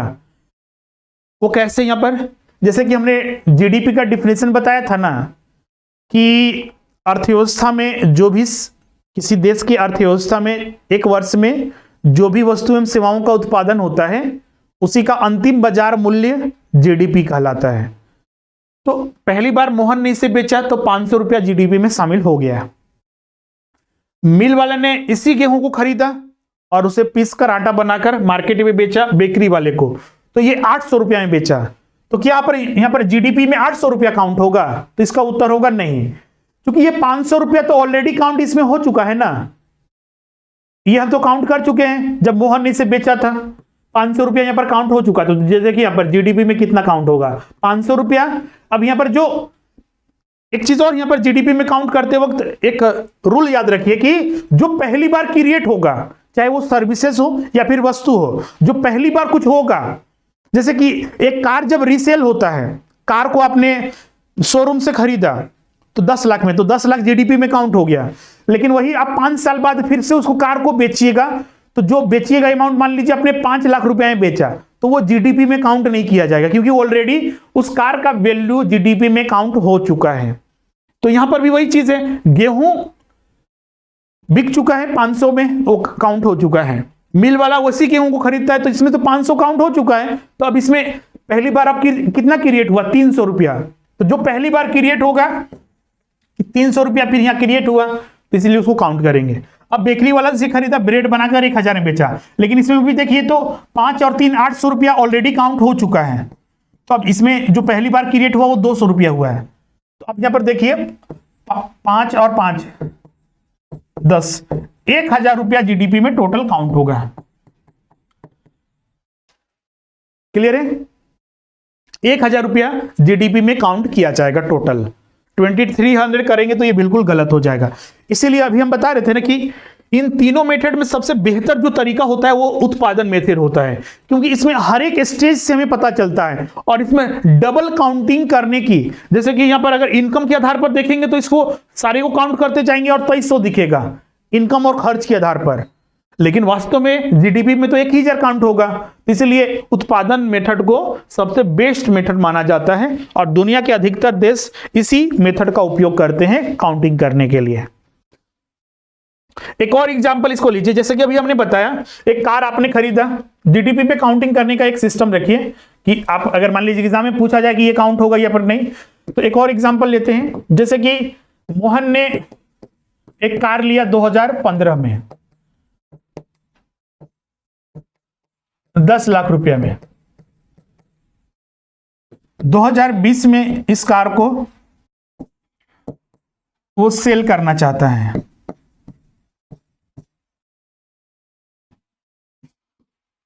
सेल करने के लिए उसने एक व्यक्ति सोहन एक ब्रोकर है, अपॉइंट किया। आजकल तो हर काम ब्रोकर से, आजकल देखिए दलाल बीच में आ जाते हैं, दलाल इसको बोलिए, और एक बेहतर नाम ब्रोकर। तो उसने ब्रोकर को अपॉइंट किया और उसने बोला कि अगर मेरा कार को एक अच्छा दाम दिलवा देगा तो हम तुमको 50,000 रुपया देंगे, 50,000 रुपया। और ये तय के मुताबिक इसने इसको एक अच्छा दाम दिलाया और इसको 5,50,000 में इस कार को बिकवा दिया।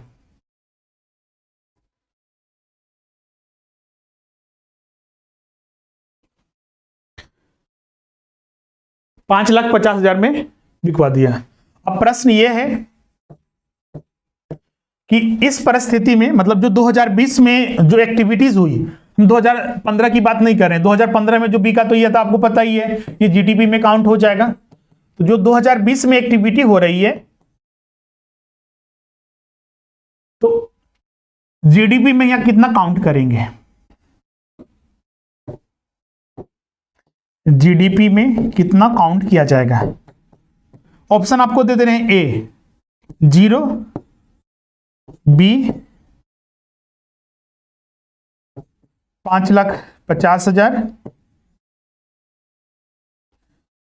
सी 6 लाख और डी है 50,000। अपना उत्तर कमेंट कीजिए। अगर नहीं समझ में आ रहा है फिर से पूछिए, उसको हम बताएंगे। गलत हो सही उत्तर हो, आपको तो 4 ऑप्शन में एक उत्तर तो देना ही है। निगेटिव मार्किंग तो नहीं है कि एग्जाम में निगेटिव मार्किंग नहीं है कि आपको समस्या होगी, एक उत्तर तो देके ही आइएगा। तो अपना उत्तर कमेंट कीजिए जो भी आपको लगता है। अगर डाउट है तो पिछले को पूछिए उसको।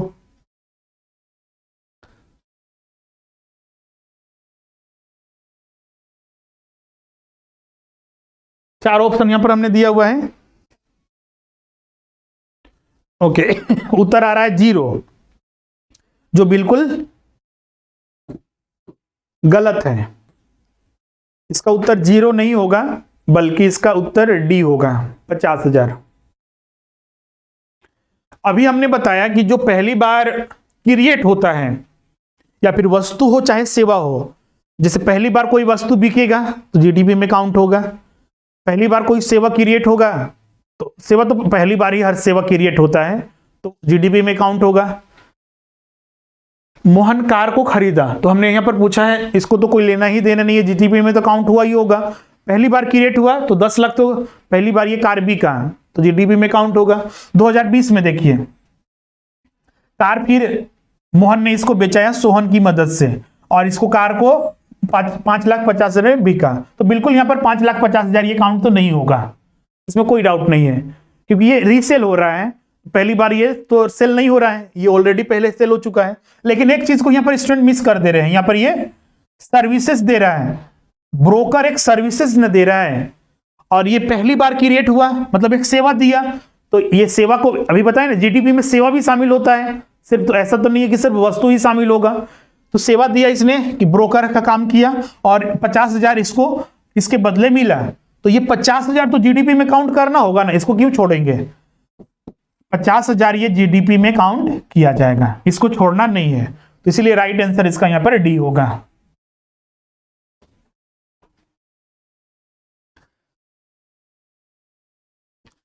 क्लियर है यहां तक सभी को।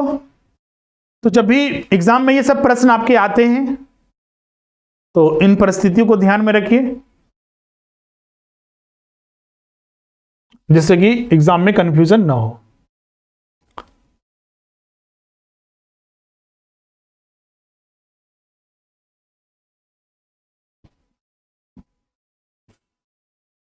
अब ये तीनों मेथड था, इसमें देखिए उत्पादन विधि, तो उत्पादन विधि में जितने भी वस्तु एवं सेवाओं का उत्पादन हुआ पूरे वर्ष भर में उन सबको ऐड कर दीजिए, उत्पादन विधि से नेशनल इनकम मिल जाएगा।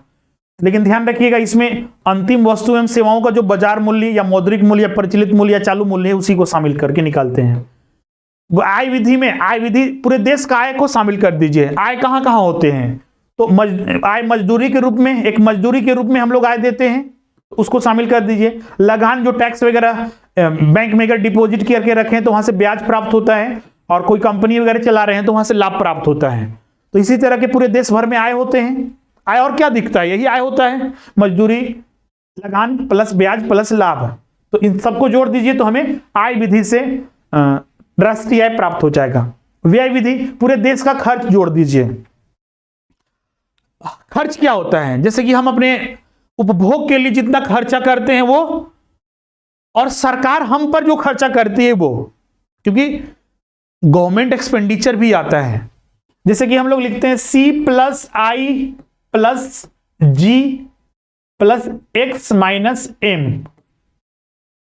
ये राष्ट्रीय आय कैलकुलेट करने का एक मेथड है। जीडीपी भी यहां पर लिख सकते हैं सीधा सा। सी क्या होगा, कंजम्पशन। आई क्या हो गया, जैसे कि हमने जितना उपभोग किया उसमें से कुछ बचत करके रखेंगे, इन्वेस्टमेंट करके रखेंगे। कुल खर्चे के आधार पर व्यय विधि से हम लोग को राष्ट्रीय आय कैलकुलेट करना है। तो व्यय कहां कहां होगा, अपनी कंजम्पशन उपभोग के लिए। अब हर व्यक्ति तो सारा खा ही नहीं जाएगा, कुछ उसमें से इन्वेस्ट करके रखेगा, तो इन्वेस्टमेंट को भी शामिल करना होगा, क्योंकि इन्वेस्टमेंट खर्चे भी हुए हैं। और अब गवर्नमेंट एक्सपेंडिचर यहां पर क्यों आ गया, क्योंकि हम अपने लिए अपने ऊपर खर्चा तो करते ही है, सरकार भी हम पर खर्चा करती है। क्योंकि देखिएगा भारत में बहुत सारे वेलफेयर प्रोग्राम चलते हैं, 2 रुपए किलो, 1 रुपए किलो फ्री में चावल अनाज, या फिर फ्री में बिजली पानी सब मिल रहा है। तो क्या फ्री में, क्या मतलब क्या बिल्कुल फ्री है, कहीं कुछ खर्चा नहीं हो रहा है? बिल्कुल खर्चा हो रहा है, और खर्चा उस पर कौन करती है, गवर्नमेंट करती है। इसलिए गवर्नमेंट एक्सपेंडिचर यहां पर शामिल करेंगे, और इसमें प्लस X माइनस M कर दिए अगर इंपोर्ट माइनस एक्सपोर्ट, अगर हमको चूंकि नेशनल इनकम रियल इनकम निकालना है हमको, तो इसने हमने शामिल कर दिया। तो राष्ट्रीय आय व्यय विधि से कैलकुलेट करने के लिए जितना उपभोग हुआ, जितना निवेश हुआ, सरकारी खर्चे और शुद्ध निर्यात, इन सबको जोड़ दीजिए तो हमें मिल जाएगा व्यय विधि से राष्ट्रीय आय।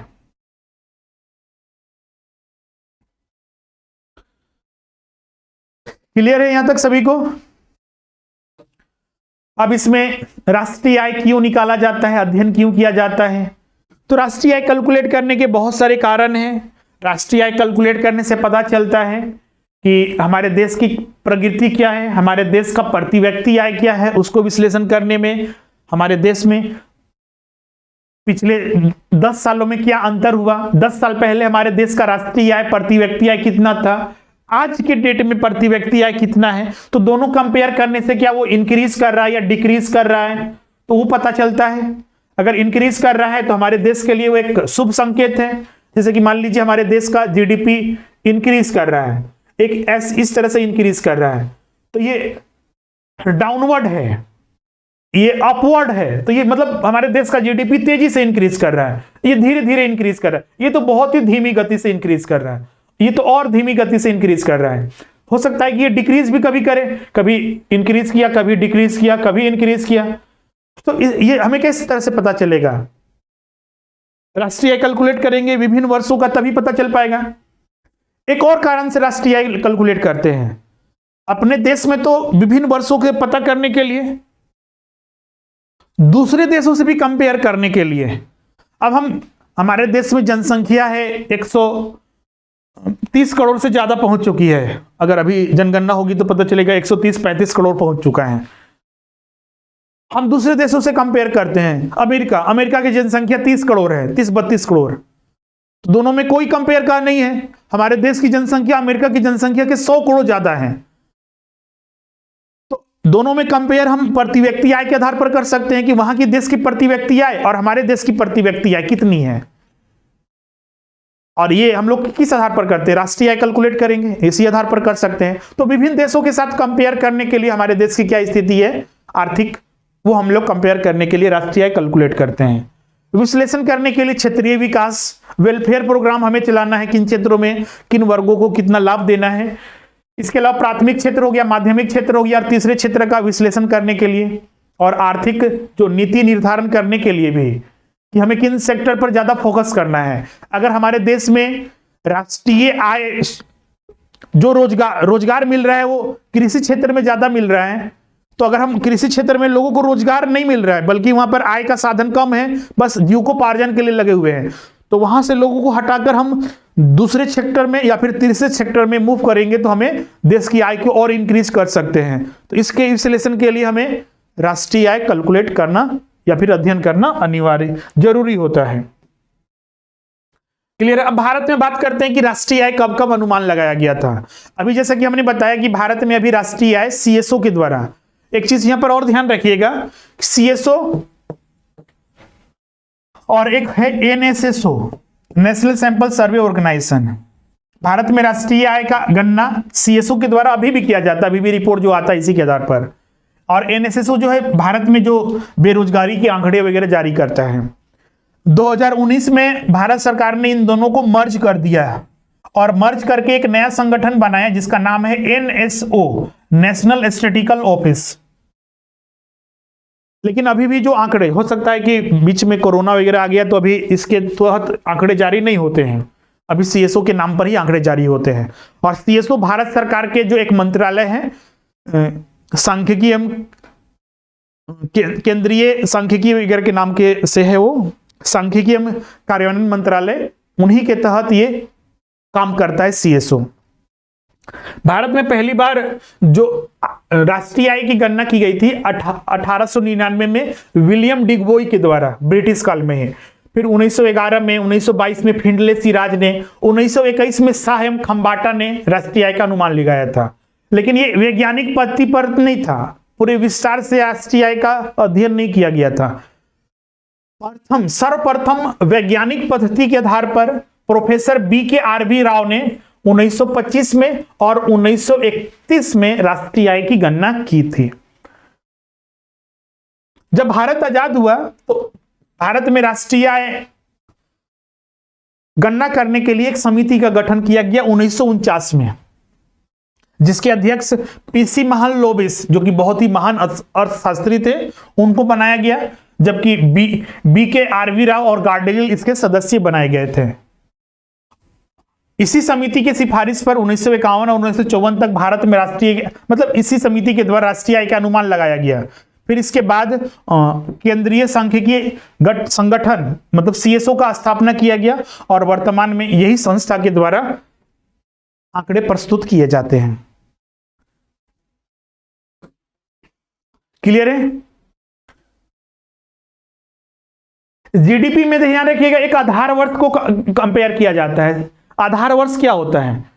आधार वर्ष एक बेस ईयर लिया जाता है, बेस ईयर। जैसे कि आप देखते होंगे कि बोला जाता है GDP at nominal price, GDP at current price, nominal price को ही करेंट प्राइस बोलते हैं, नॉमिनल प्राइस या करेंट प्राइस मतलब चालू मूल्य पर। और एक बोला जाता है रियल GDP, रियल GDP मतलब कि हमेशा दो GDP कैलकुलेट किया जाता है। ये दो क्यों कैलकुलेट किया जाता है? एक्चुअली आज से 10 साल पहले या फिर 20 साल पहले भारत में उस समय मौद्रिक जो वैल्यूज था या फिर जो करेंसी का वैल्यूज था या इन्फ्लेशन था, उसकी क्या स्थिति थी और आज की डेट में क्या स्थिति है। जैसे कि आज देखिएगा, आज की डेट में 10 लाख रुपया पहले के 1 लाख रुपया के बराबर भी नहीं है, क्योंकि 1 लाख रुपया में जितना पहले सामान हम खरीद सकते थे, आज हम 5 लाख 10 लाख खर्चा करके भी उतना सामान नहीं खरीद सकते हैं। तो हमारे देश में महंगाई, इन्फ्लेशन सीधा सा बढ़ रही है कि ज्यादा खर्चे करने पर भी हम उतना सामान नहीं खरीद पा रहे हैं जितना पहले हम लोग कम खर्च करके भी खरीद सकते थे। जैसे कि हम एग्जांपल लेते हैं, 2015 में 2 kg हम लोग चीनी खरीद लेते थे, मान लीजिए 40 रुपया में। आज यही 2 kg चीनी खरीदने के लिए हम लोग को 80 रुपया देना पड़ रहा है।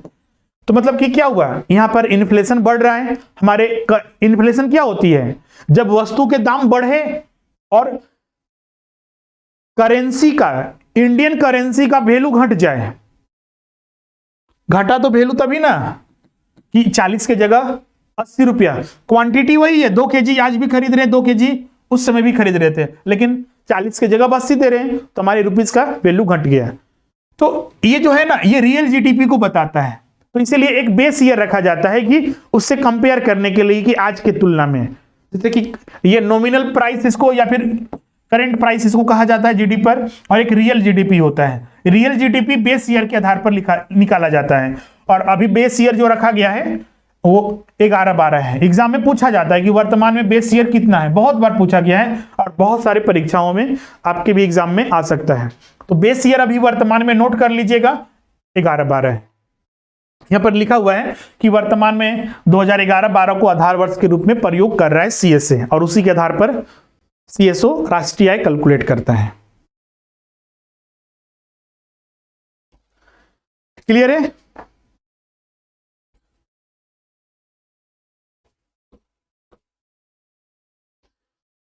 ओके, तो राष्ट्रीय आय और जो बेसिक कॉन्सेप्ट था उन सब का टॉपिक आज कंप्लीट होता है। अब इसके आगे हम लोग अगले क्लास में मिलते हैं, जिसमें कि अगली क्लास में जो हम लोग भारतीय अर्थव्यवस्था के पिछड़ेपन के कारण और जो अन्य महत्वपूर्ण टॉपिक हैं उन पर चर्चा करेंगे। आज के सेशन में किन्हीं को कोई डाउट है, कुछ पूछना चाहते हैं, आप पूछ सकते हैं।